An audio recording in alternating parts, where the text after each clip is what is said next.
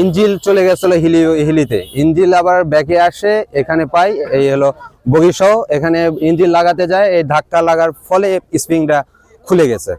এই স্প্রিং খুলে যাওয়ার ফলে এটা চাকা নষ্ট হয়ে গেছে আর কি, চাকা যাচ্ছে না, জাম। ইঞ্জিন এখানে আসে ধাক্কা লেগে বেড়ে চলে গেছে, আর লোক দুইটা পড়ে আহত হয়ে দুটা লোক অ্যাম্বুলেন্স করে নিয়ে চলে গেছে। ইঞ্জিনটাতে একটা বিকট একটা আওয়াজ হয়ে ওই বগির সঙ্গে আওয়াজ হয়ে নিচের স্প্রিং ভেঙে চাকার সাথে লেগে গেল।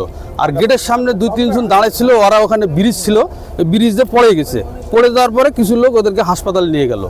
তো এই বগিগুলা আমার মনে হয় খুব দুর্বল, বগিগুলা হয়তো ভালো করার দরকার, এগুলা খুব দুর্বল বগি।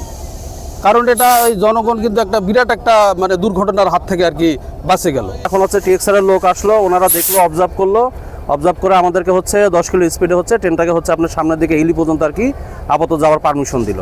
এখন ওটা আমরা এখন নিয়ে যাবো। এখন গাড়ি পাঠ হয়ে গেছে, কবলির দিকে পাঠ হয়ে গেছে, পাঠ হয়ে যাওয়ার কারণেই সমস্যাটা যাচ্ছে। এখন ওই আমাদের গাড়ির সমস্যাটা হয়ে গেছে। এখন এটা আমার অফিসাররা মানে হিলিতে যাবে, হিলি যাওয়ার পরে যে সমস্যা।